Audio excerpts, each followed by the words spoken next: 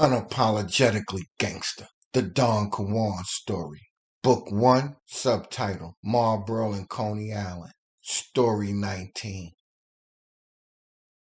Okay, before getting into the early high school days and the action that took place between CI and Marlboro, let me discuss the year before, my freshman year. After an appalling performance in junior high school, Mama Love put me in private school for the 8th grade. I'll be around a group of preppy and bougie kids whose parents had a little change. It was a pivotal year for me, but the place where I learned how to dress from head to toe, nothing but fashion. There was no tolerance for being messy. Borough Hall Academy, which was located downtown Brooklyn on J Street, just a block away from the courts, would be my new school for the 8th grade. It was a small building in between a few stores, something that if you wasn't paying attention, you'd walk right past. The previous summer, I caught my first case, and them boys in blue had to put them bracelets on me for the first time. Mugshot fingerprints and all. It was a robbery and assault case that I caught on 2 white kids while hanging out with Rel. This is before he moved to Bed-Stuy. The details are told dramatically in one of my fictional novels called The Hood Keeper, so I'm not going to get into all the details. Now this will be the last time my mom's put a serious ass whooping on me. My freedom was in jeopardy, so I did my best to put on my best behavior while in private school. The only trouble I got into was a suspension for bullying and putting hands on this fat kid. Oh, my bad. I must mention that my lovely godmother was assisting with the tuition, so of course, Big Bro Heath was in the building. He put me on to this fat kid at the beginning of the year. Okay, now check out this extortion scam I was pulling off early. First, I asked Fat Boy to lend me $10, and when he didn't have it, he then owed me the money. Every day he didn't pay, I went up. And out of fear, my after-school threats began to bring me close to $20 to $50 a week. That was some change back then, and it all went into Donkey Kong and Miss Pac-Man video games during lunch. Especially since he paid me in rolled quarters that he stole from his parents' laundromat. One day he just decided to stop paying me, and after putting some hands on him, was suspended for a couple of days. Since there was some expensive tuition on the line, I got right for the rest of the year.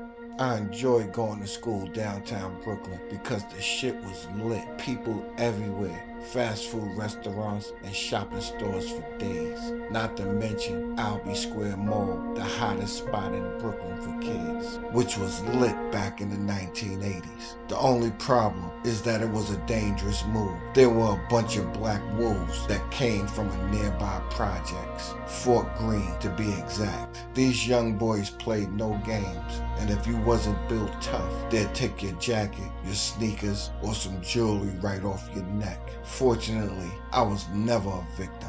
Now, Borough Hall Academy was a very small school, and only 2 cats that attended the school stick out in my head. One was this cool white kid named Frankie, aka Frankie Bag. I'm only mentioning him because he's the only one that I ran into later in life.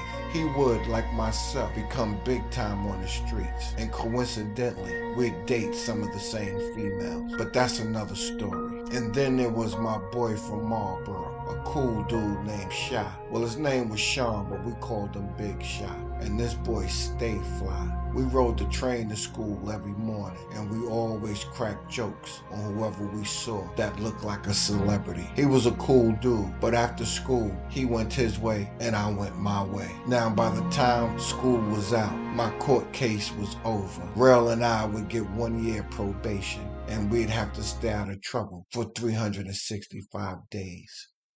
This is the end of Story 19, the Don Kawand story. Unapologetically Gangster, the Don Kawand story. Book 1, subtitle, Marlboro and Coney Island, Story 20.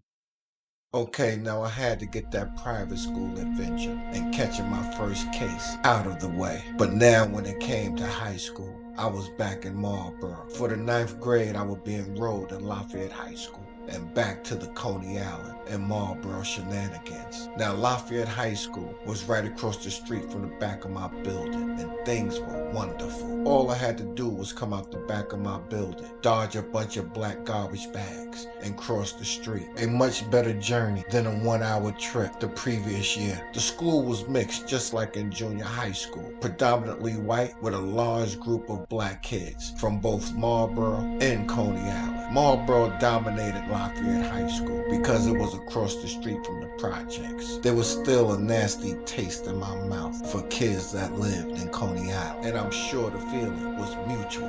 Now, this is in the fall of 1983, a year before Rel actually moved out of Marlboro. Therefore, within the first week of school, Rel, a kid named Larry we hung out with, and myself put 3 kids from Coney Island through a hand check, and only one stood his ground, which is why I'm telling you this story. In my mind, he was gangster, and this is why I'm paying this boy some homage. Out of the 3 kids, I chose the kid that they called Kazoo to mix it up with on a one-on-one, but he wasn't up for the task. Larry ran up on his partner, a young boy named Flash, and got the same results. No action, but Rel was a little taller than both Larry and myself, and decided to put the pressure on the 3rd kid that was much bigger. This dude was taller than Rel and had some size on him. The kids called him Smoke, and he was no sucker at all. Rel challenged him to a fair one after school, and the boy was all in with it. Rel was excited because testing our hand skills is what we did,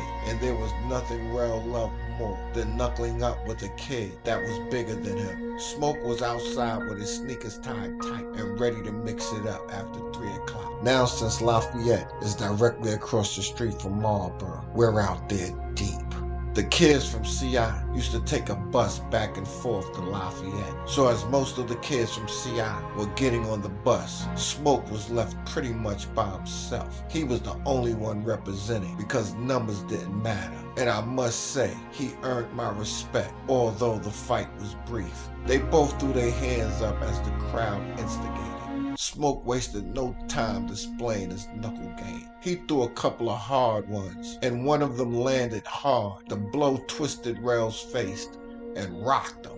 It was the first time I ever seen someone rock my man like that and have him on his heels. He stumbled backwards, and I went to move in for the kill, but Rel stopped me. He was obviously hurt, and with water in his eyes and his hands on my chest, he said, Nah, K. I got this.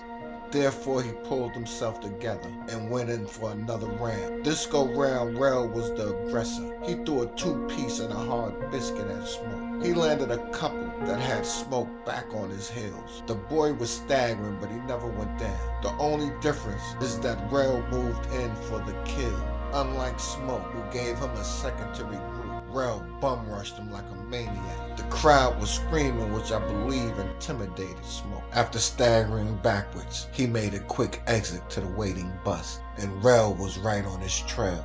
Rel was swinging lefts and rights at the back of his head as he immediately got on the bus and out of sight. That would be our only altercation with some kids from CI. I think Larry would drop out shortly after, and Rel transferred to a school in Bed-Stuy before the year was out. I would no longer hang out on the other side after Rel moved and transferred schools. Instead, found myself bonding more with some older teenagers that lived in 30 Rock whenever I wasn't in Bed-Stuy. And this group of new kids had no problems with using their hands when settling a beef. By this time in my life, fighting was just a sport, one that I embraced every chance I got. But they were becoming more violent and more treacherous, which is why I would eventually retire from the knuckle game and begin cutting folks with my razor.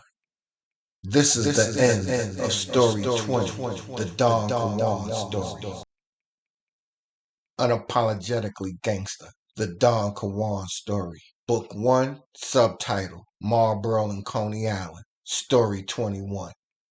Now, I told you them boys at 30 Rock was always up for some bullshit, right? Now, at the age of 14, I hook up with a couple of older cats that lived in 30 Rock. A kid Mike, aka Panama, and Original, who both lived on the 8th floor. Yeah, Original, the one that had the foot across his face by Black Mo. But anyway, they was cool with a cat named Marcus and a cat named George with some muscles, and they both lived on the 4th floor. There was also another cat named Darnell Gripper from the 7th floor. They made it their business to hang out at Lafayette every day. I don't never remember seeing any of them inside of the school, but they mostly hung out with each other. Whenever they weren't hanging out at Lafayette, drinking and smoking, they were at John Dewey High School. It was only one long block away from the projects. Anyway, these older kids from 30 Rock were front and center with a couple of fights between some kids from across town and CI. We were still in the knuckle game era at this time. Now this boy Original owned a 12-gauge shotgun,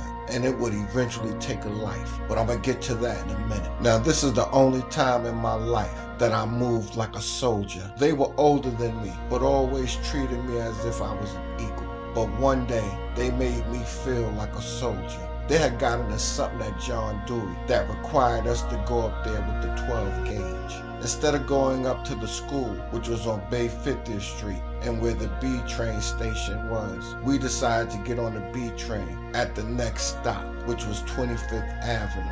I remember us marching to 25th Avenue with menacing intent in our minds and heart. We was hanging out on the platform, waiting for the train to pull up. We was discussing how we were going to handle the situation. Somebody came to their senses and decided that the 12 gauge was a little too much. Being the youngest boy in the crew, they asked me to strap up and take the heavy artillery back to the hood, and that's what I did. They were going to get on the train and put in some work with their hands without me. And to be honest, just to keep it real, I was crazy nervous walking to the projects with that big thing on me. Here I am, no bigger than 5 foot 4 inches tall, with a man-sized shotgun on me. It was heavy, but I made it home safely. Later, I would run into them and hear of the knuckle game that took place on the train. They was excited, as if they had just came from a basketball game or something. But I tell you this story only because the 12-gauge shotgun would become infamous